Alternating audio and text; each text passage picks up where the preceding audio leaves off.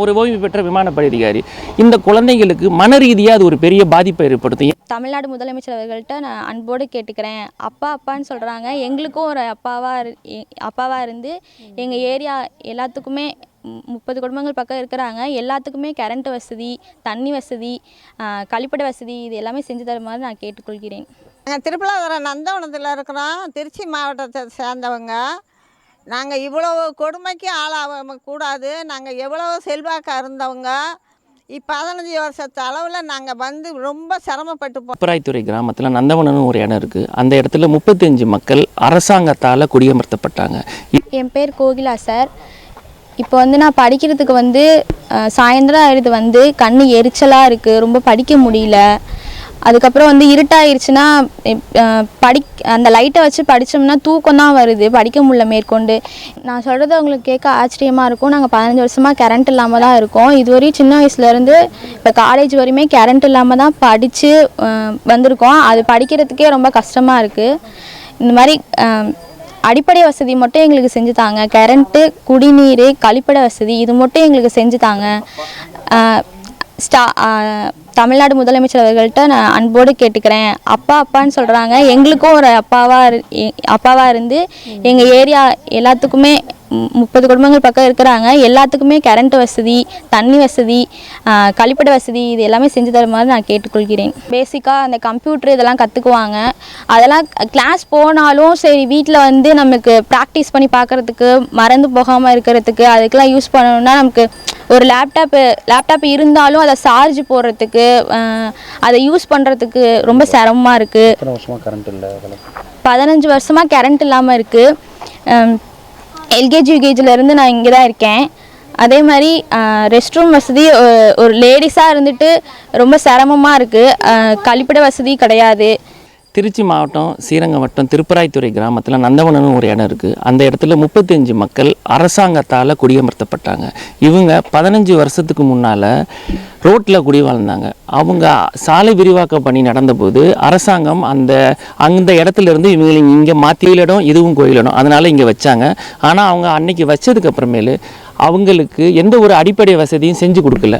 அந்த அடிப்படை வசதிக்காக இந்த மக்கள் போராடிக்கிட்டு இருக்காங்க. இவங்களை என்ன ஆக்கிரமிப்புதாரர்கள்னு சொல்கிறாங்க. இவங்களுக்கு இந்த அடிப்படை வசதிகள் செஞ்சு கொடுத்தாங்கன்னா அட்லீஸ்ட் இவங்களுக்கு தண்ணி, கழிப்பிடம், மின்சாரம் இது மட்டும் செஞ்சு கொடுத்தாங்கன்னா கூட போதும். இதில் பெண்களுக்கெல்லாம் என்ன கஷ்டம்னா, இங்கே டாய்லெட் வசதி கிடையாது. நம்ம நாட்டில் இப்போ இந்த குழந்தைங்களுக்கு என்ன பண்ண வேண்டியதாக இருக்குன்னா, பெண்களுக்கு ரயில்வே லைனுக்கு தான் போக வேண்டியது இருக்குது. ஒன்று சூரியன் மறைஞ்சதுக்கப்புறம் போகணும், இல்லை சூரியன் உதிக்கிறதுக்கு முன்னால் போகணும். அது அவங்களுக்கு ரொம்ப கஷ்டம். ஏன்னா பக்கத்தில் ஒரு ரயில்வே ட்ராக் இருக்குது. அந்த ட்ராக்கை தான் பயன்படுத்துகிறாங்க. இந்த ரயில்வே ட்ராக்குக்கிட்ட போய் ஒரு பெண் கூட இங்கே இறந்து போயிட்டாங்க. அதே மாதிரி மின்சாரம் இல்லாததுனால குழந்தைங்களுக்கு என்ன ஆகுதுன்னா, நம்மளால் 16 நிமிஷம் கூட கரண்ட் இல்லாமல் இருக்க முடியாது. உடனே மின்சார வாரியத்துக்கு ஃபோன் பண்ணிடும். ஆனால் இவங்க 15-16 வருஷமாக கரண்ட்டே இல்லாமல் இருக்காங்க.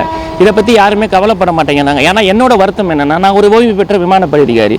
இந்த குழந்தைங்களுக்கு மன ரீதியாக அது ஒரு பெரிய பாதிப்பை ஏற்படுத்தும். ஏன்னா மற்ற குழந்தைங்களோட கம்பேர் பண்ணுறப்ப அவங்களோட ஈக்குவலாக இவங்களால் படிக்க முடியாது. ஏன்னா வீட்டுக்கு 6 மணிக்கு வருவாங்க, கரண்ட் இருக்காது. இங்கே இருக்க நிறைய குழந்தைங்களை நான் பார்த்து பேசினப்போ அந்த குழந்தைங்க என்ன சொல்கிறாங்க, ஆனால் நாங்கள் படித்தோன்னா கண்ணை வலிக்குது, எங்கள் வீட்டில் சின்ன லைட்டு தான் வச்சுருக்காங்க, நாங்கள் ஒன்று சிமிலி விளக்கில் படிக்கணும், நாங்கள் மின்சார விளக்கை போட்டு படித்தோம்னா நாங்கள் ஓரளவு படிக்க முடியும். ஆனால் எங்களுக்கு அது நாங்கள் சூரிய வெளியில் சார்ஜ் பண்ணுறோம். மழை காலத்தில் அந்த லைட்டு இருக்கிறது கிடையாது. ஆனால் அதனால் நாங்கள் 1 மணி நேரம் 2 மணி நேரம் தான் படிச்சுட்டு போவோம். ஸ்கூலில் எங்களால் ஹோம்ஒர்க் செஞ்சுட்டு போக முடிய மாட்டேங்குது.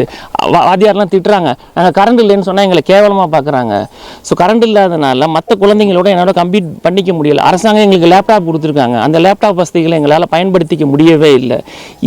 இப்படி இவங்க கஷ்டப்படுறாங்கன்னு சொல்லிட்டு அடிப்படை வசதியான மின்சாரம் பெற்றுத்தரலான்னு சொல்லிட்டு இங்கே மின்சார இணைப்புக்கு விண்ணப்பித்தோம். ஏன்னா மின்சார வாரிய சட்டத்தில் ஒரு இடம் இருக்குது, ஓனரின் அனுமதியின்றி நீங்கள் மின்சார இணைப்பு வாங்கலான்னு சொல்லிட்டு. அதன் அடிப்படையில் தேவையான ஆதாரங்களை எல்லாம் வச்சு, ஏன்னா இவங்களுக்கு இந்த இடத்துல ஆதார் கார்டு இருக்குது, ரேஷன் கார்டு இருக்குது, ஓட்டர் ஐடி இருக்குது, இருப்பிடர் சான்றிதழ் இருக்குது. அதெல்லாம் வச்சு கவர்மெண்ட் சொல்கிற பணத்தை கட்டி பிரமாண பத்திரம் கொடுத்து அப்ளை பண்ணி 2 மாதம் ஆச்சு.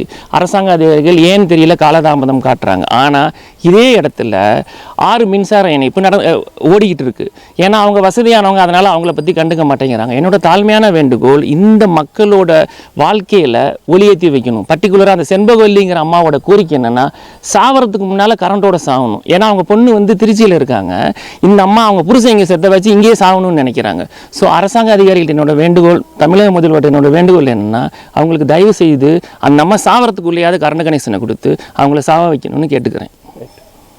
நந்தவனத்தில் இருக்கிறோம், திருச்சி மாவட்டத்தை சேர்ந்தவங்க.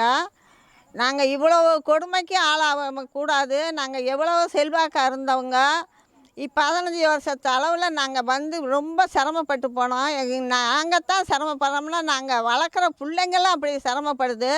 ஒரு படிக்கவா கொல்லவா தானாக போக முடியாது. இந்த ரயில்வே கரையை தாண்டி போக முடியல. பாலம் கட்டியிருக்காங்க, ஒரு பரலாங்க தூரம் போயிட்டு வர வேண்டியது இருக்குது பிள்ளைங்களை கூட்டிக்க. வண்டி இருந்தால் தான் வண்டி இல்லைன்னா என்ன பண்ணுவான்? கரண்ட் இல்லை, ஒன்றும் இல்லை. அந்த நைட்டில் பார்த்தா நட்டுவாக்குழி பூரா வரும்.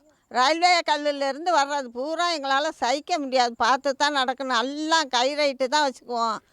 ஒரு கரண்ட்டு மட்டும்தானே கேட்குறோம். நாங்கள் உங்களை சோறு தண்ணியாக கேட்குறோம். எந்த ஆட்சியிலையும் கரண்ட்டை தான் கேட்குறோம்.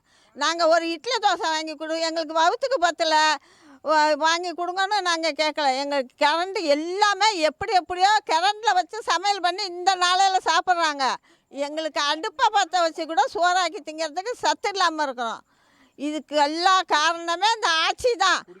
குடிக்கிற தண்ணி எதுவுமே எங்களுக்கு கரண்ட்டு, குடிக்கிற தண்ணியாவது குடிப்பீங்களா? அப்போ இந்த இது வச்சு பைப்பு போட்டோம்னுங்கிறாங்க. ஊர் பூரா போகுது தண்ணி, காவேரி தண்ணி உலகமே போகுது. எங்கள் நாட்டுக்கு மட்டும், எங்கள் ஊருக்கு மட்டும் இது காவேரி தண்ணி மாதிரியே தெரியல. ஆனை பொம்பளை குடிக்கிற தண்ணி சூப்பராக இருக்குது. இப்போ வர்ற தண்ணி சுத்தமாகவே நல்லா இல்லை. எங்கேருந்து தான் போகிறாங்களா? எங்கே பார்த்தாலும் இந்த போரை போட்டு எங்கள் ஊரில் ஒரு சாவடி பண்ணால் கூட தண்ணி கிடைக்க மாட்டேங்குது. நான் சரோஜா